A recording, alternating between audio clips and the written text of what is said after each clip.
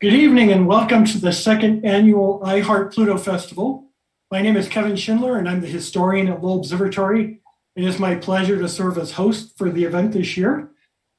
We have a lot of great programs going on through the 18th, which is the anniversary of Pluto's discovery in 1930. We've had astronauts, astronomers.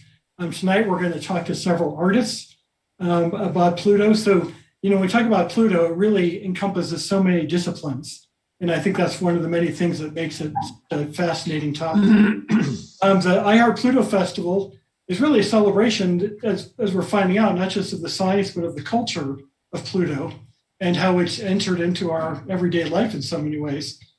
We have these programs that we've been doing every night. And we also have several ongoing events through the week. Our friends down at Karma Sushi Bar Grill here in Flagstaff have brought back the Pluto roll, which they've been making several years now. We also have a local amateur radio group that's operating out of the visitor center parking lot here at the observatory. And we also have an art exhibit featuring the work of many of tonight's panelists. And you can check that out at the iHeart Pluto website. And so we'll talk about that some tonight from our panelists, and then you can also visit that exhibit. And I should mention, tonight I'm coming to you from the bowels of the Slifer building at Lowell Observatory. This is deep in the recesses of the place. And actually behind me, you'll notice a couple pieces of art by two of our participants tonight. We're going to talk about these. I'm in is an old dark room. Only about 4 feet by 8 feet. It's a pretty tiny room. But this is where Clyde Tombaugh processed the discovery plates of Pluto back in 1930. So kind of a neat spot. We have a really great program tonight. And we have a host or a moderator, John Raymer, who's going to take this over. John's an artist and former president of the International Association of Astronomical Artists. He's exhibited art around the world, and his work can be seen in his newly published book, The Beauty of Space Art. So John, take it away. All right, thanks, Kevin. Good evening, everyone, and welcome to our iHeart Pluto event, Imagining Pluto Through the Ages. My name is John, and I'm the current vice president. I'm former president, current vice president of the International Association of Astronomical Artists. A lot of syllables, so we just call it the IAAA, and it's much easier for everyone. With us tonight are acclaimed space artists, Dr. Dan Durda, Marilyn Flynn, and Ron Miller. Tonight, we are going to take you to places that no one has ever been before. The surface of that fascinating king of the dwarves, Pluto. Now, how can we possibly journey to the surface of a planet some 5.5 light hours distance in the next hour? Well, it's easy. We're going by artists' imagination. That's what the members of the IAAA do. It's our job, our passion, to show you images that no camera can take, yet. So let's engage our imagination drive and take a look at one could easily argue is the most interesting planet in our solar system. I'm not going to go into the details about the when, who, what, where, and how, and why, and all that of how Pluto was discovered. What I do want to do is step us through how Pluto has fascinated us over the years and how artists have responded to that interest. The very idea of Pluto's existence, even before it was discovered, has fired the imaginations of people around the world. And as we all know, imagining new things is what artists do best. So let's begin by rolling our calendar back to the year 1894. Yes, 1894. Ron Miller is an acclaimed artist and author, has been creating masterful works of astronomical art for more than 40 years. He's the author and illustrator of several books such as The Grand Tour, Out of the Cradle, Cycles of Fire, and more than 50 other titles, including what Kevin just mentioned, The Beauty of Space Art, which was just released by Springer Nature just 2 months ago. I'm delighted to say that Ron said I could co-edit and write the book with him, and it was a fantastically fun experience. And everyone, get the book. It's really a good, fun read. So now, Ron, it's great to have you here, and thanks for joining us. So I'm going to start sharing our little, here we go. Sharing our briefing. There we go. So we're going to talk about Pluto through the ages. And if you could, Ron, start us off. A couple of days ago, you mentioned in chatting with us that you found some amazing historical information about the yet to be discovered in 1894 trans-Neptunian planet. Could you please elaborate a little? Well, if I could share the screen with you, I would read it. But let me hang on one second. I can reduce my screen here a bit, maybe. No, I can't do it now. Oh, rats. Well, I would do it if I could. Exit full screen. Here we go. Hold on one second, and I'll read it to you. Can you hear me? Yep. Okay. This is from a book called The Journey in Other Worlds by John Jacob Astor. And this is the same John Jacob Astor as the Astor,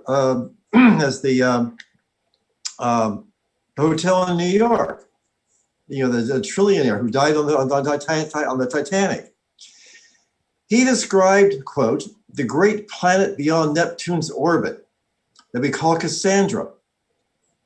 He said that he described it as being let's see here now. The temperature of Cassandra's surface is but little above the coldest space. With no water exists in the liquid state, it being as much as solid as aluminum or glass.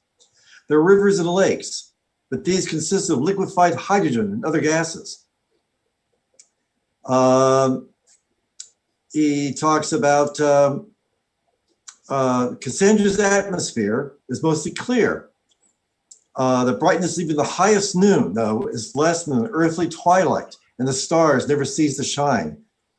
His description of this imaginary planet is uncannily like that of Pluto. And he wrote this in 1894.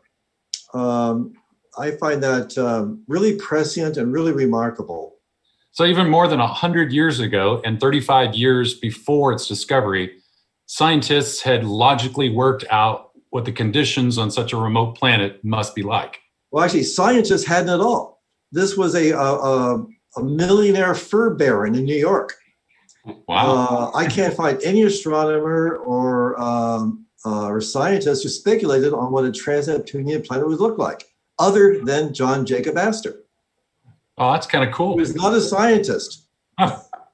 Wow. So, okay, after Pluto's discovery 35 years later, artists went to work depicting Pluto and its surface. And as we have here, you have one image. Do you know much about this one? Yeah, this was for a story called Into Plutonian Depths. And it was published, was written just a few months after the discovery of Pluto and published not quite a year later after the discovery. This is the first depiction of the surface of Pluto by any artist. And they got a lot of the details right. I noticed the sun is a tiny dot over the horizon, and the surface is ice and cragged rocks that are probably water ice, as described. Check out the fur coats. Yeah, and he took his helmet off. I don't think he'd do that today. But all in all, though, I think it's a pretty good depiction. And as I said, it's the first. I mean, this is at a time when few people even knew how big Pluto even was. These are the back covers of a couple of comic books. I had the original dates on them when I sent them to you, but I don't have them here on hand. These are from the 1940s. The 1940s. Yeah, 1935 and 1940. Okay. The right hand, When Life on Pluto, was done by Frank R. Paul, who was one of the great science fiction illustrators, of all time, and who did a whole series of paintings of life on other planets. Yep. I think 1947. This was Chelsea Bonnesel's first attempt at showing Pluto, and I think he pretty much nailed it. Yeah. You got the color right. The colors, everything, the color spectrum. Yeah, even your Penitence. Mm-hmm. Yep. Even Penitence. Yeah. Cool. So I've never heard of A.L. Helm. Can you tell us? He was a British illustrator. I have a million. I have like 400 books over here. I have every space art book ever. And this was a British book for children about space, published in 1954. And this was this particular artist's sketch, I'll call it a sketch, of the surface of Pluto. But it was a very early one. Wow, kind of neat. Very few people were doing pictures of Pluto at all. Terry Maloney did a book called Worlds in Space, 1967. And I have that book. He did this illustration of Pluto. Yeah, okay. Yeah. Then you know it. Yep. That's pretty neat. All right, another Chesley bonus style here. I like this one because it shows what looks like a frozen glacier, which we ended up taking pictures of. Yeah, it's exactly. Well, actually, it's supposed to be a frozen sea of nitrogen and hydrogen. So it was supposed to have been in the original caption. Yeah. So yeah, he got it right. Got it right. He's a good artist. He was a Canadian artist. Yeah, they worked with Terry Dickinson. And he did this in 1971. Yeah, and I like the fact that he's got the blues for the ices, but he's still got kind of reds and stuff for tholins and things. Yeah, he's got those colors nicely. Yeah. So. Angus McBride. Yeah. 1972, just a year later. Yeah, and here's another Ludwig Pesek. Yeah, there we go. This is the earliest painting of Pluto I could find by Ludwig Pesek. Oh, cool. All right, and look. Actually, oh my goodness. No, it's not. Actually, you left a couple out. There were at least two earlier ones than that one. That one he did. He did that for National Geographic in 1974. Yeah. There was a 1963 one. Yeah, he did earlier ones. Yeah. This is probably my first painting of Pluto I ever did, and this was in the mid 70s. I love the little school bus down in the bottom left. It's like kids are going out. I have no idea what I did this for, but that's an important thing to be doing, though, right? Because it sets the scale of the landscape, right? When you don't have like aerial perspective and other cues to what the scale of the thing you're looking at, it's a very important device to be able to put explorers in there. It for the human viewer of the work, right? It sets you into the landscape and gives you some way to ground yourself in the scope and majesty of what it is you're trying to depict there. So it's a great device. Learn that from Albert Bierstadt. Yeah, it's a great device. Yes, one of my favorite artists. And speaking of favorite artists, this is an image by Marilyn Flynn, who is one of my all-time favorite space artists. Seriously, Marilyn, your works are really breathtaking in their scope and the detail. Marilyn creates images that are so detailed that you'd swear that they were a photograph. And I've asked her on one occasion, what alien race gave you a ride to Rhea, moon of Saturn? Because that's probably my all-time favorite space art image ever. It's truly amazing some of the stuff she does. Back in the 1980s, shortly after Charon was discovered, she painted a couple of images of Pluto and its moon. And Marilyn, I love the patterns on the craters on this and the next image, but I can't help but notice the color palette you used in both images. It's kind of at the time we didn't know about tholins and stuff. Right, right, exactly. We this first one we had like no info, and actually this is supposed to be Pluto in the sky of Charon. Oh wow! Yeah, it was just this was my first attempt at a Pluto painting, and there wasn't really much information. Everybody just thought it was a cratered rock ball, so that's basically what I went for in this one. Yeah. Now this one, love the again though. I need to change the title on this now because it actually works better if this is Charon seen from Pluto rather than the other way around. Because by this time we had some indication that there were some ices on the surface. And color contrast, or at least albedo contrast. Yeah. So again, it's from the 80s. It's very primitive, not much info, so I just winged it. Yeah. And also, Ron, here's another work that you're at the same time that this is 1983. This is 1983. So this is still going back in history. It was done for a magazine cover. I gave Pluto a lot of atmosphere on this one. Yeah, did you got that? But very prescient. You did. At the time, it had an atmosphere. Yeah. Yeah. And speaking of atmospheres, now we've got an image by Dr. Dan Durda. Dan is a true planetary expert and an astronaut in training, on top of being a cracking good artist. So he's got a pretty full palette, and he keeps it filled with space and space art and science and all sorts of great stuff. Here's his image of Pluto that was painted in 2001, I believe it was, Dan. Yep. So tell us a little bit about this and some of the stuff that follows.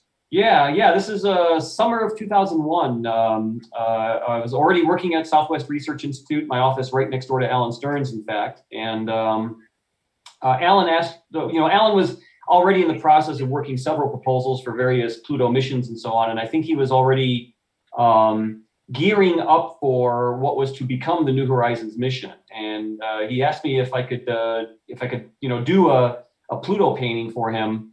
I don't think he necessarily meant that it might end up being used for the mission in any way, but he just wanted to kind of explore for colleagues and possibly for proposal use and things like that, what the planet looked like. And, he kind of guided me through some of the things he was looking to see, right? One model for what Pluto might be like was Neptune's moon, Triton.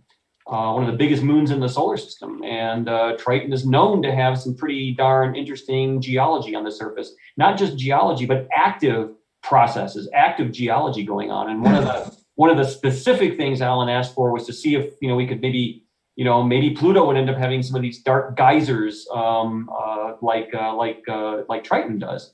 And so at his behest, I kind of put in some hints of some of these geysers, these smokestacks on Triton, in this case on Pluto. And Alan specifically asked for sort of a 2001-esque sort of, as in the movie, sort of composition here, hence the centering of everything and the crescent Charon and things like that. So this was to capture a lot of what we knew. Yeah, quite effective. All right, so moving on just a little bit here. As science advanced and we made more discoveries, better telescopes, better resolution, more probes and things like that, we learned that Pluto had more than just Charon as one moon, and possibly had colors from various weird chemicals, tholins and such. As we learned these things, artists quickly started reflecting these new ideas in the imageries that we created. Here we see a surface view with mauves and tans by Don Dixon. And then this one is another image showing some mauves and purples and strange colors and strange formations done by Joe Bergeron. Then we confirmed absolutely that Pluto not only had an atmosphere, but the atmosphere grew and faded as the seasons passed, as nitrogen, methane, carbon dioxide sublimated out of the surface and then froze back down onto it due to Pluto's eccentric orbit.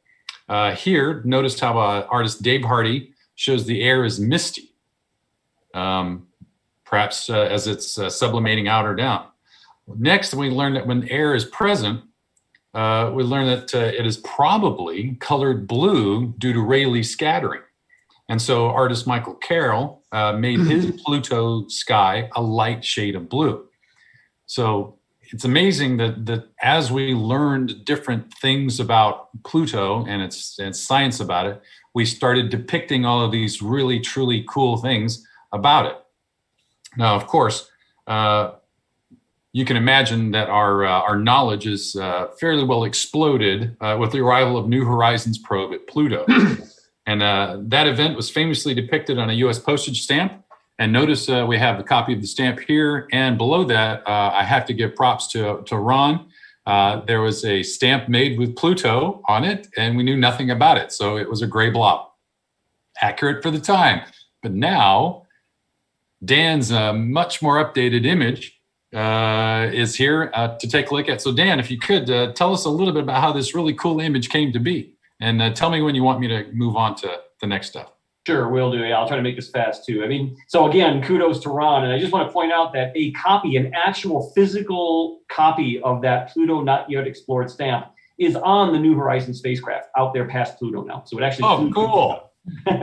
So congrats to Ron on that, actually. His art went to Pluto. Someday it's going to come back stamped uncanceled, so. Exactly. Well, that's kind of the story behind this piece of artwork that was actually up in the background in Kevin's initial introduction. It's the piece that I have on display for the iHeart Pluto Art Festival here. This was a piece of work I put together as a concept for a new stamp to be issued by the post office commemorating the New Horizons flyby and turning the not yet explored Pluto into the explored Pluto. And so this was the artwork I put together to help the pitch, to help make the case to the post office that such a stamp was ready to be done. And so I effectively hand painted this in Photoshop. There's a little bit of 3D rendering we can maybe talk about at the end a little bit, but copy of my 3D spacecraft in there as well. And I basically just copied there it is. In fact, I built up I had the benefit, if you want to move on to the next one, I think is a picture of, that's the actual rendering of the thing. I had the benefit being associated with the team of having a lot of close-up imagery of the spacecraft being constructed. And so I was able to reconstruct down to every screw, probably the best 3D model of the spacecraft that exists. So I put this together in order to generate animations for television productions and things like that. And of course, once you have a 3D asset like this, you can do a lot of different things with it and use it to render in different ways to generate artwork like I did for the postage stamp concept. Hey, Dan. Yeah. This is the 3D model I had to use. It's a 3D model, right? Cadbury candy wrapper. Oh yes, a good simulation of the gold mylar. It works perfectly. Go ahead on the next one, Ron. I think, or John, there's a couple of, this is in progress, right? The steps of building this along the way are to, one instrument at a time, probably 2 or 3 days in each case of 3D modeling in the software I use to generate all this stuff. And again, using every photo I had of the construction of the spacecraft. So again, I was able to put every nut and bolt and spring and all that stuff in there. So even though half the time you're not going to see these things in the renders, it's photos like this that allowed me to actually put it all together as accurately as I could. So it was a lot of fun. It took me about 3.5 months of solid work to build that 3D model. But it's a fun asset to have. Yeah. If you don't mind me asking, I love and I do a bit of 3D work myself. What program did you use to do that? I use a program called Modo, which is put together by a company back at the time called Luxology, and it's a very user-friendly, beautiful user interface. I love using Modo. It's very flexible. Cool. Yeah. Beautiful. And then, and then, like I said, you can do a lot of different things. And again, having it 3D accurate means I can actually model out where all the thrusters are and simulate how the spacecraft actually moves out there in space, because it's, the camera is locked to within the body of the spacecraft. If you want to look at different things in different directions, or if you want to beam that information back to the Earth, you got to turn the antenna to the Earth. The spacecraft has to be capable of moving around, and the way you do that is with cold gas thrusters. So that was just a little animation I did for a television production to show that in action. Oh, fascinating. So, thanks, Dan. Great stuff. And we'll talk a little bit more about some of that in just a few minutes, I'm sure. So increased knowledge always leads directly to increased accuracy. But just painting an accurate scene isn't what really drives a space artist. One of the things that we look for are interesting facts and figures about whatever topic we're painting. Everyone knows the basics about Pluto, but there are some lesser known facts that can make for some truly amazing imagery. So Dan, I'm going to tell a little story here that involves you. Good story though. Okay, so ladies and gentlemen, the IAAA is famous for conducting workshops at strange geological formations all over the world. And Dan is my #1 favorite person to go hiking with through weird landscapes. It's just, he's this font of this does this and this. It's absolutely great. For me, a workshop experience is not complete without some field time with Dan Durda. All right, we held a workshop in Idaho during the solar eclipse of 2017. Dan was about 20 feet to my left during that amazing spectacle in the sky. And when the totality hit us, Dan, do you remember what you said? You're gonna have to remind me, because I probably said a lot of different things. Welcome to the club. Oh yeah, that was very important. That was kind of a general broadcast to everybody there. I was so pleased. It was such an honor to be able to watch with my eyes who have seen other eclipses before, the joy of my colleagues who had not yet seen an eclipse. And there's nothing like it. It's a unique thing. And it was just so fun to be able to watch everybody else share that for the first time. I loved it. And then after you said that, you proceeded to shoot about 14,000 absolutely fantastic photographs. And John's not exaggerating. He's not just saying that for fun. I literally shot something like over 14,000 images during that. I had, I forgot, it was 7 or 8 cameras plus a drone. I was capturing it from every way you could think of. Yeah.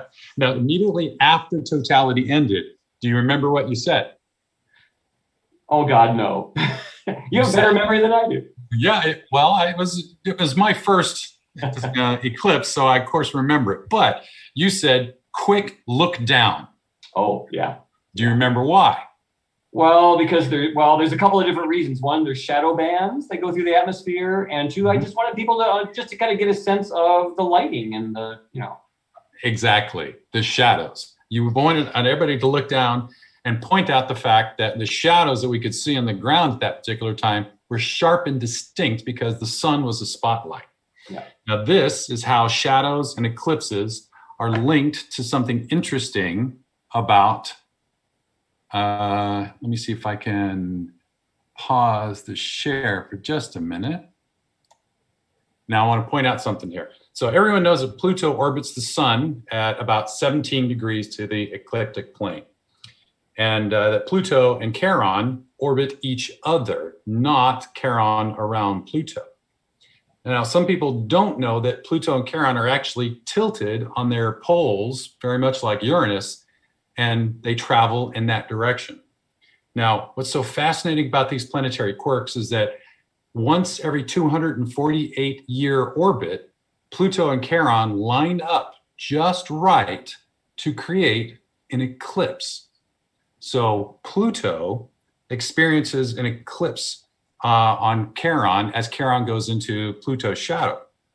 But what makes this even so much more amazing is that Charon's shadow covers about 40% of the surface of Pluto when it happens. And due to the slow speed, and let me switch back to the picture here so you can see the surface of Pluto, 40% of it is covered. And due to their slow orbital speed around each other, eclipses last about an hour, not the 2.5 to 3 minutes that we get in totalities here. But if you need to be even slightly more amazed than this, here's the absolutely incredible thing.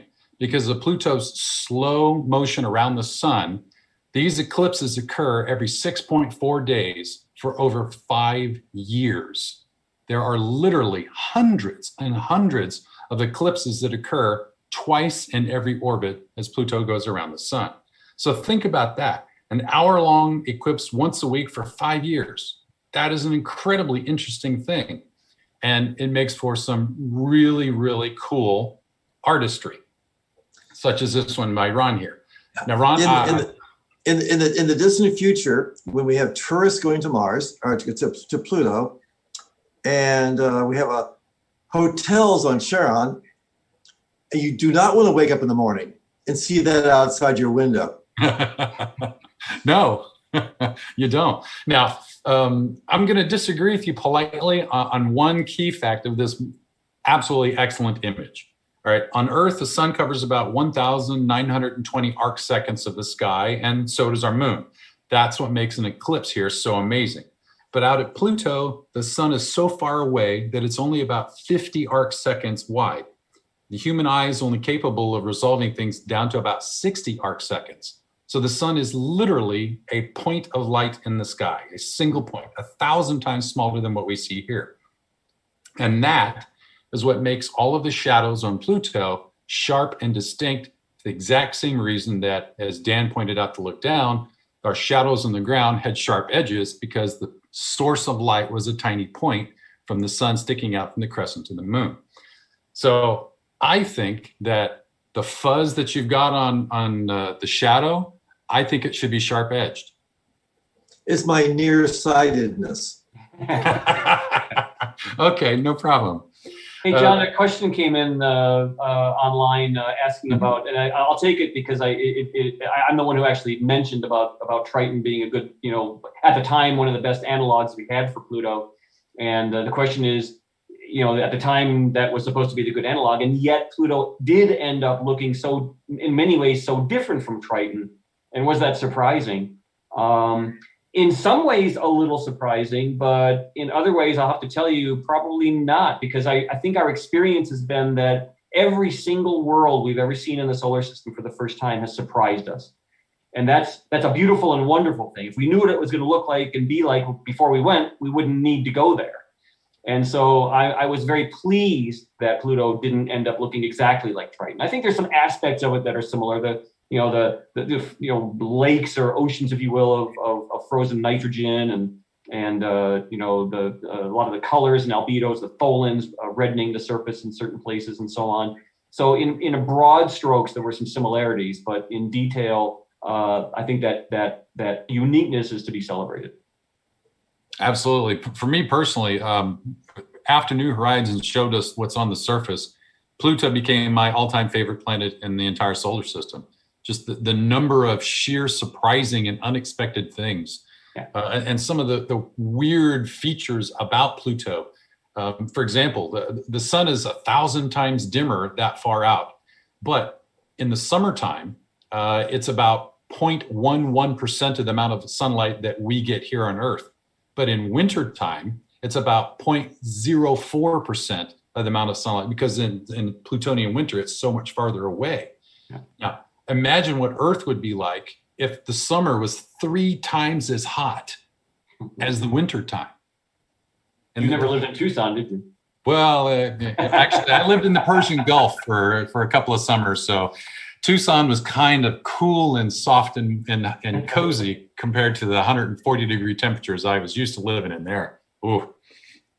Anyway, so what I find so fascinating about Plutonian eclipses is that when Charon moves in front of the sun is such a single point that literally 1 second it's bright light, the next total darkness.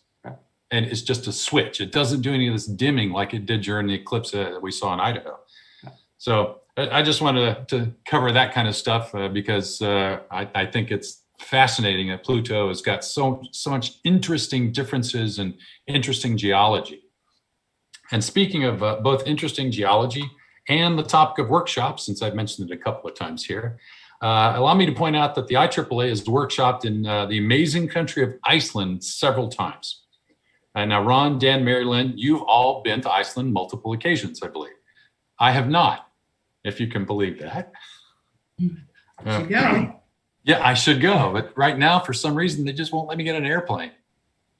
Anyway. Yeah, there's that problem. Yeah. So, Marilyn, you've actually taken some inspiration from your visits to create some really cool images of Pluto. So I'd like to take a look at a couple of them and talk about your inspiration for them. So here is Plutonium Vista, and please tell us a bit about this. Yeah, this one was inspired by all the, like you pointed out, all the incredible variety of geology on Pluto that we saw with the New Horizons imagery. So I was fascinated by a lot of the areas where there were some low plains and meeting mountains and things. One of the problems with painting a space art right now is that the side of Pluto that we imaged really well is the side that you can't see Charon in the sky from. Yeah. So this would be on the side opposite of the heart, the Sputnik planum and everything. And it's based on a couple of scenes that I saw in Iceland where I hiked up the Glacier Vatnajökull. And actually the crater in the foreground, though, I based that on a geyser basin. And I just converted the hot water that had erupted into frozen icy terrain. And then I by now, different from my earlier paintings, we knew about the tholins coloring the rocky areas and the icy areas that it's actually like water ice that's as hard as rock and gets converted into these brown colors by the radiation. And we have a nice little atmosphere to paint. Mm-hmm. So I noticed that your atmosphere in there, it's a very stratified, hazy type stuff. What did you base that on? Any science that you read? When we got, I think it was some of the images when we got on the backside of Pluto, and we could see there was layering in the atmospheres. There were some close-ups. There was some talk about whether or not there were actually clouds, and there might be some very fine, thin clouds as well. So I kind of tried to indicate those also. Yeah, and I noticed that you got Charon and Hydra and Styx in the sky too. So yeah, and I run the skies through a program called Starry Night Pro that lines up everything nicely, so I don't have to do the math anymore like I used to before. Back in the Stone Age. Nice. So. Okay, so let's move on to your image, Pluto from Charon, and I got to say this is probably my second favorite image of yours ever. I absolutely love the avalanche, the feel, the ice. Amazing. Actually, it's Charon from Pluto again. Oh, sorry. Oops. My bad. The title. Yeah. So again, this was based on another scene further up the Vulcanoids Glacier, which at the bottom, which you can't see because I didn't include it, was actually a steaming lake that had caused this collapse pit in the glacier. So I just loved this icy image and changed it to kind of a buttery scotch color that we saw in the images of Sputnik Planum. So it's not like bright white ice like in the original Earth scene. I love it. It's stunning. Yeah, absolutely stunning image there. Yeah, that's amazing. Oh, thank you. As far as the light levels too, I was concerned about that being too bright, but I talked to some people that said that it can be surprisingly bright on Pluto at times. So yeah. Yes. Well, the rooms we're all sitting in right now are probably have less light than Pluto has. That's pretty exactly. That's probably pretty close. And you got to remember that our eyes are really adaptable. Yeah, the dynamic range of the human eye is amazing, and you tend to adapt and perceive the landscape lighting. You adapt to it, and even in a dark landscape, you tend to read it with your eyes as being kind of normal illumination. So yeah. And even though the sun out at Pluto's distance is 1,000 times dimmer than what it is here on Earth, still pretty bright. It's 1,000 times smaller. So all of the light is concentrated in that single point. That single point is literally like one of the points of the jewels right after an eclipse. You cannot look at the sun, even at Pluto's distance, directly with your eye. It's too bright. Well, it'd be like taking a piece of black paper, putting a pinhole in it, hold it in front of the sun, and look at the pinhole. Yeah, you could look at that. Yeah. So that's just, most people have thought that Pluto is this dim, dark place, and that no, it's actually quite bright, which is. And I also didn't go for a real sharp contrast in the shadow areas because I was assuming there would be some reflection of the icy surface into the shadowed areas as well. Yeah. Now, it's funny that we were talking about light and quantity of it and how we paint with it, because that was the exact next topic that I wanted us to talk about was, as artists, what do we do to depict something that people perceive as so far away, and how do we compensate for low albedo and icy circumstances and low light levels? I mean, what are some of the things that, like, Marilyn, we can see what you've done here, so I won't put you back in the spot, but I am going to point my finger at Ron and then Dan and say, tell us what you do to depict low light situations. Well, I sort of overall lowering the saturation a little bit, darker shadows. But I don't worry too much about it, frankly. I give me the impression of a sort of like a cloudy day is enough, I think. We're not cameras. We're not cameras. Right. Exactly. You know, we're artists trying, so I think that's an important thing. That's the exact answer. I was hoping that one of the two of you would bring it up. Yeah. Yeah. This is art. We're not a camera. We can show things in a dynamic range of the human eye that a camera cannot take a picture of. Exactly. Yeah, For exactly. example, Like Marilyn in this thing, it gives the impression of a kind of overcast kind of quality of the colors.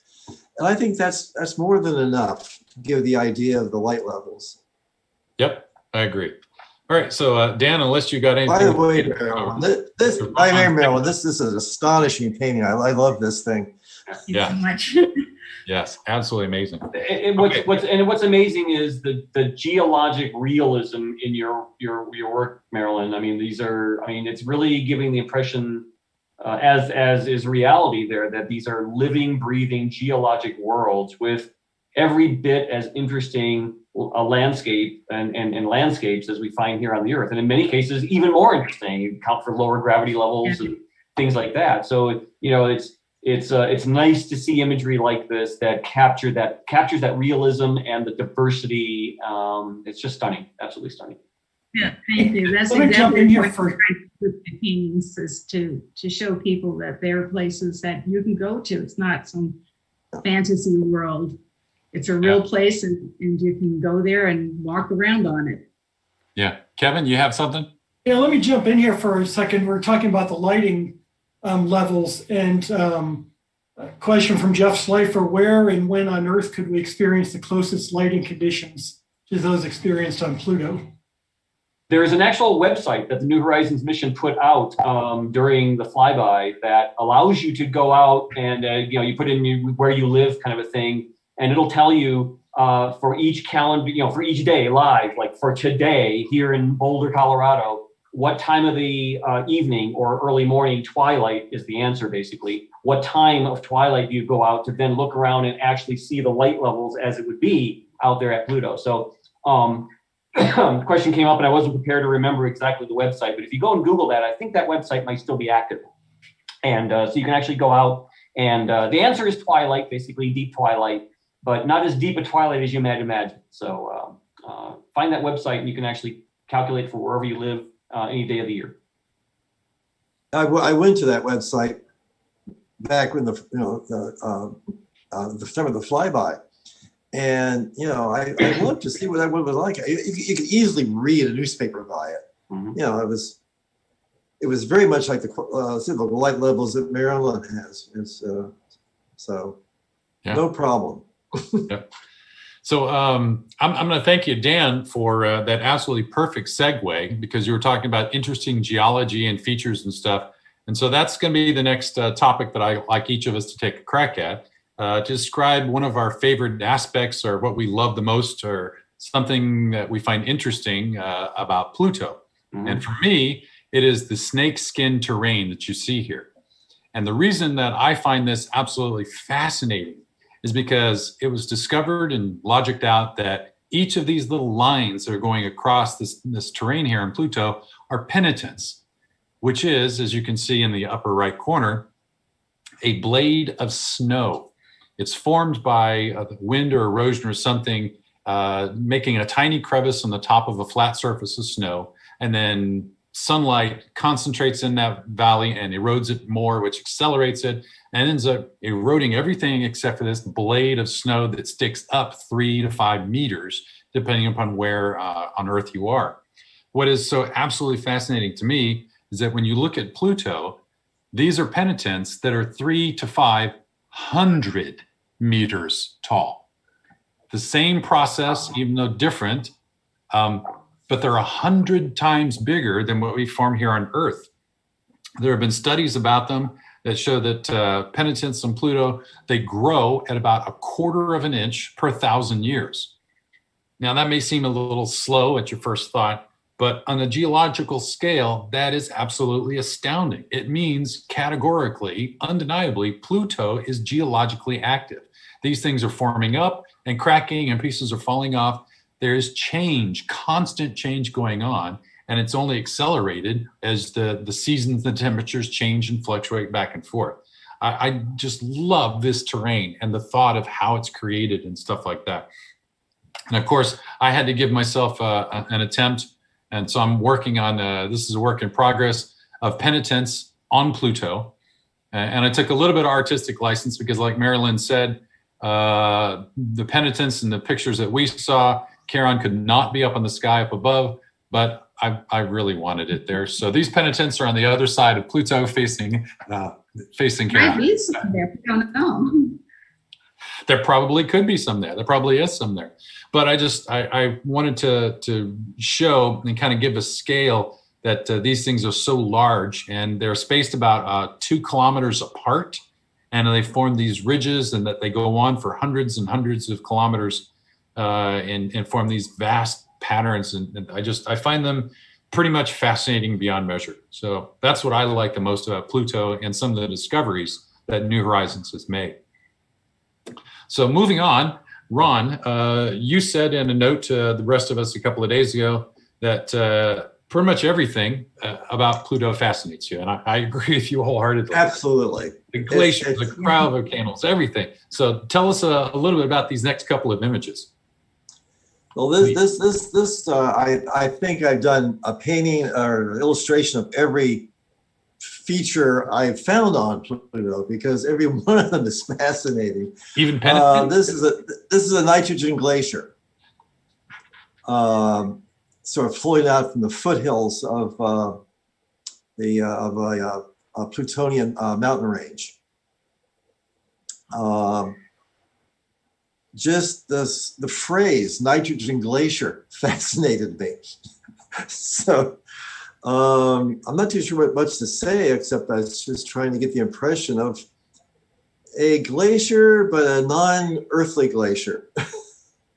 I think you achieved it pretty well. The oranges in the foreground on the rocks, and then the reds on the tholins, I'm guessing, out on the glacier. What did you use for your modeling for the rocks in the foreground? I love the detail in that texture. Oh gosh, these things are such, well, it's a digital painting. Oh yeah. But yeah. there's such mixed media. I use Terrigen a lot. Oh. But I create my own height field maps in Photoshop. Now I draw where all of the highs and lows will be myself. So I get every little crack and bump and everything exactly where I want it to be.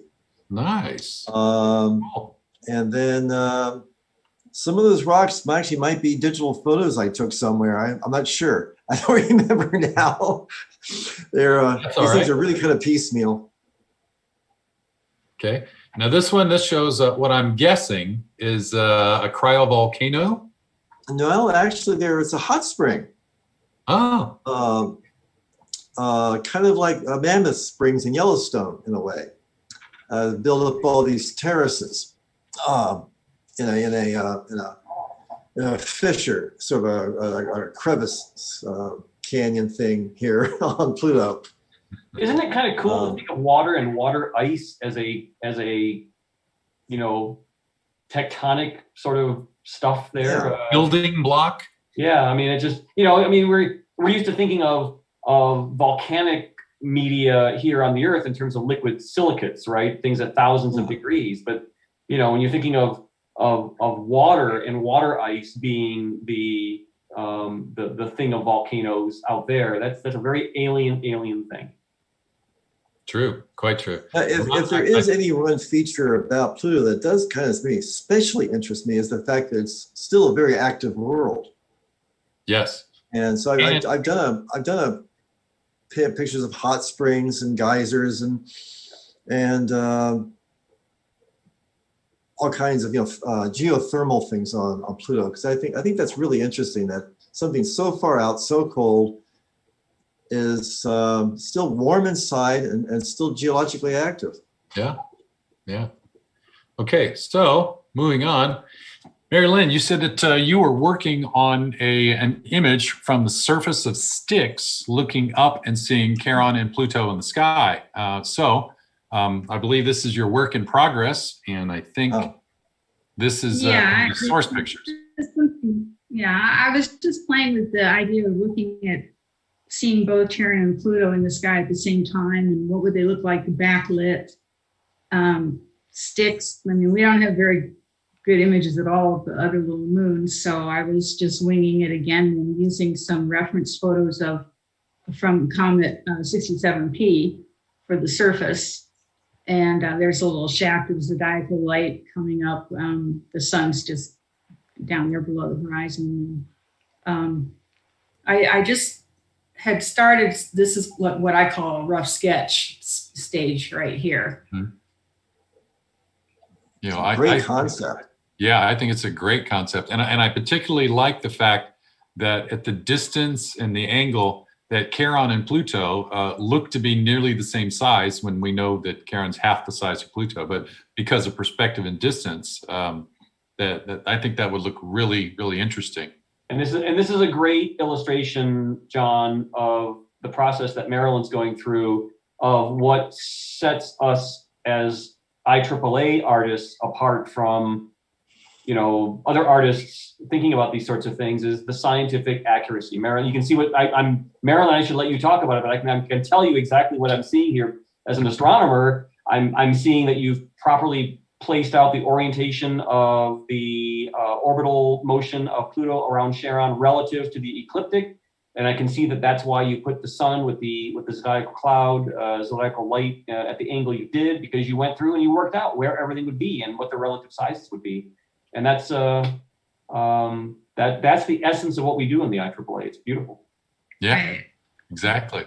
Yeah. Now, Dan, you just said Charon, and I keep saying Charon. So which is it? Am I right or wrong? You are right and wrong. Many people on the team. The moon was named Charon. It's, of course, there's the mythological connections with the underworld and so on, but many people pronounce it because James Christie, who discovered the moon, his wife's name is Sharon, and so often it is pronounced as an homage to, that's why.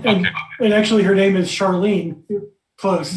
Yeah, so it's the homage. So yeah, thanks, Kevin, for the correction as well, but also it's the root story is the main thing. Right. And it's I've heard it pronounced so many different ways, but after talking to Jim and Charlene enough times through the years, now I just automatically say Sharon. Yeah, exactly. But I don't know if there's a right or wrong. Okay, so Dan, you're up, and let's talk a little bit about this wonderful poster that you did here.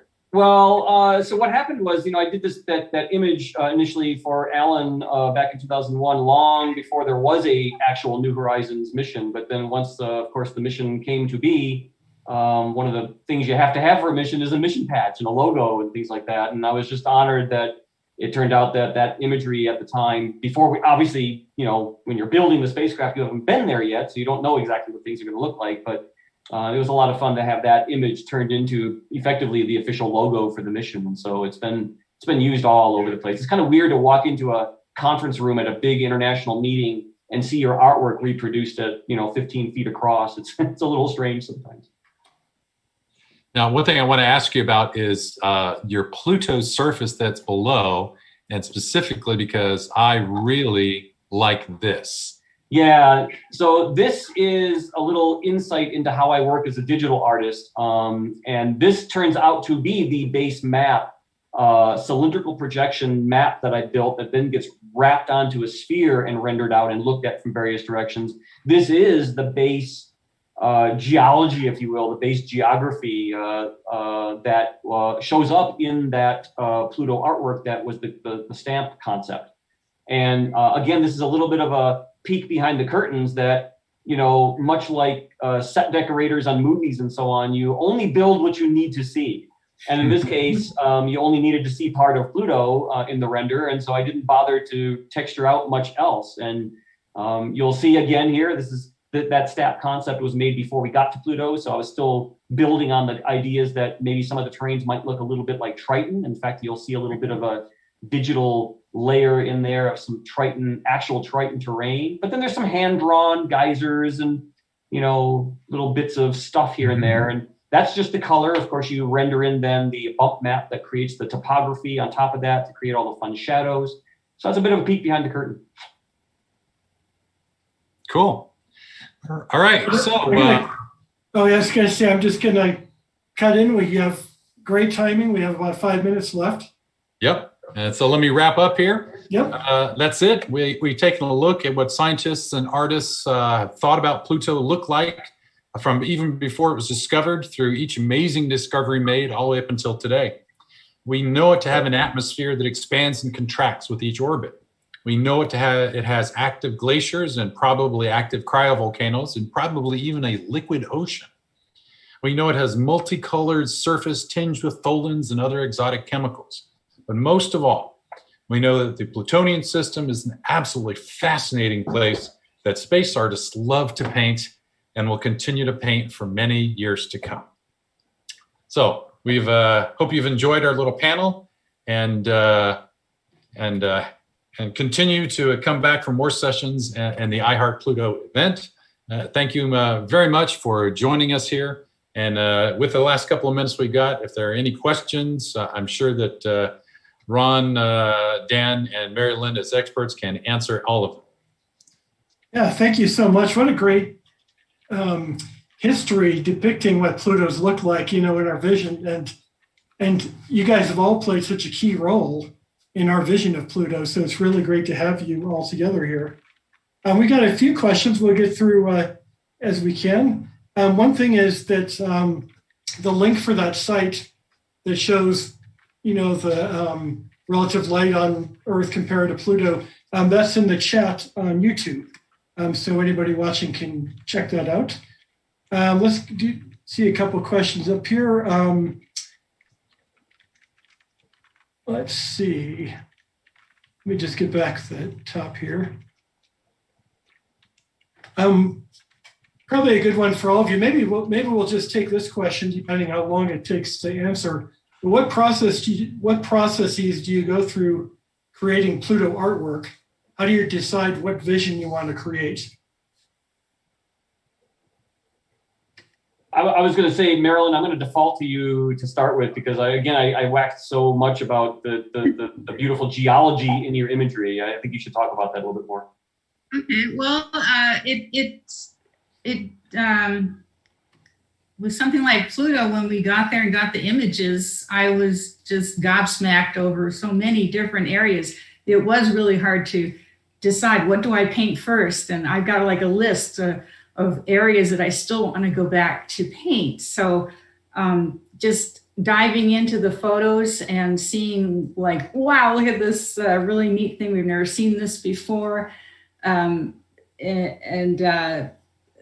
Sometimes when I'm working on a space art painting, it'll be in reverse. I'll be out on hiking and I'll see some geologic feature. I think, hey, that looks really like it belongs on another planet, and I'll try to work it in. But with Pluto, I've been working looking at all the great New Horizons images, and really there's just so much there that is inspirational for an artist. It's hard to decide what to attack first.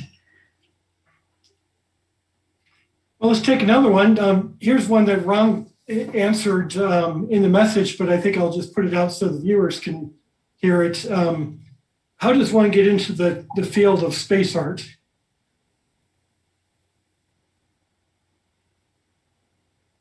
How did you guys get into the field of space art?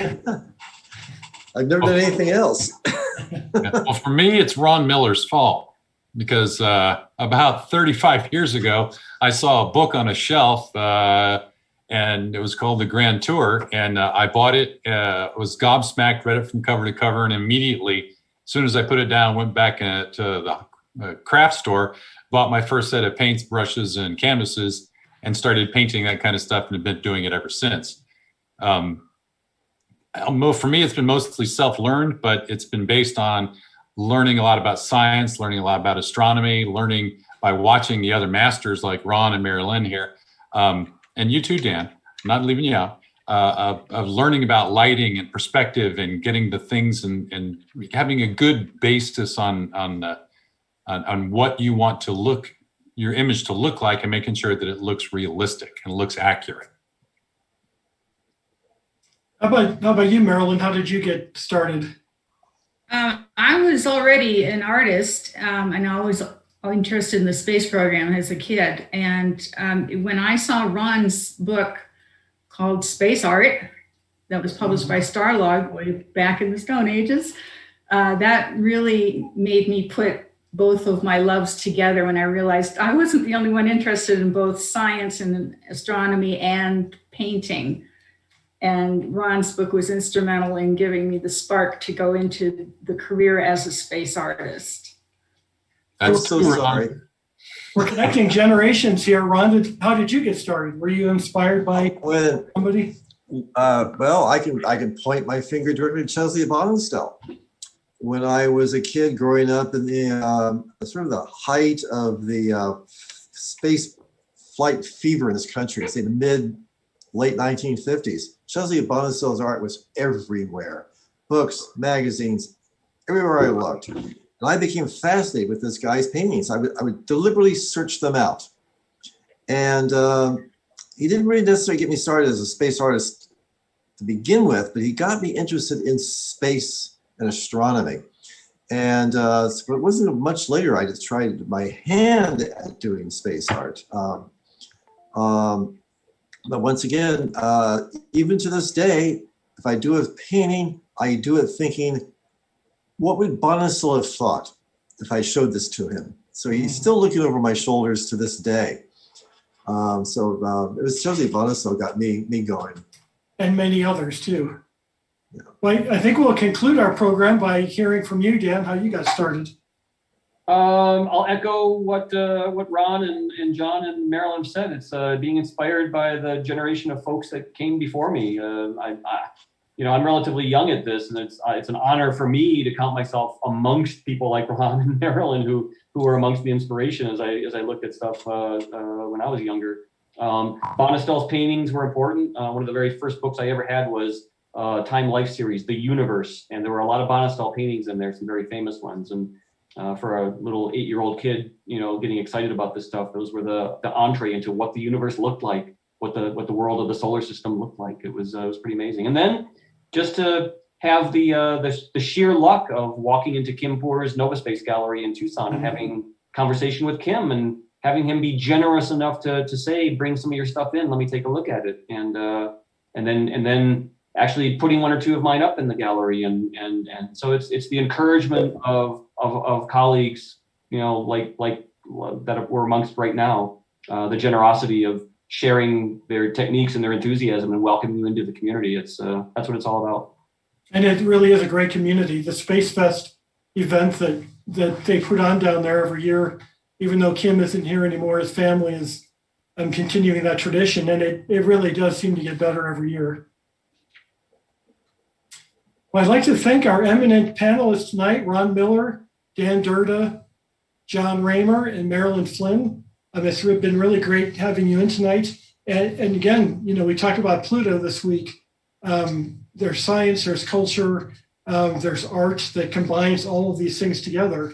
And it's really great to have you on here and give us kind of a humanistic view of Pluto. So thanks for joining us. Thanks everybody for watching. And we'll see you tomorrow for the last night of I Heart Pluto. Thanks for having us. Thank you.